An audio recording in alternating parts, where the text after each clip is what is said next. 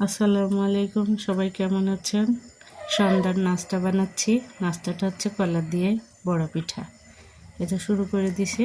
আমার দিয়াটা অনেকটাই শেষ, উল্টায় দিচ্ছি। এটা বানানো খুব সহজ। কলা চটকায় আটা বা ময়দা দিয়ে, চিনি দিয়ে, একটু লবণ স্বাদ মতো দিয়ে এই যে ডোটা তৈরি করে একটু একটু করে এই যে বড়াটা দেয়া হয়ে গেল। আমার হয়ে গেছে, আবার তুলে নিলাম, আবার দিচ্ছি। এটা বাচ্চাদের খুব প্রিয়, যে কেউ বানাতে পারে, খুব সহজে এটা হয়ে যায়, বেশি সময় লাগে না।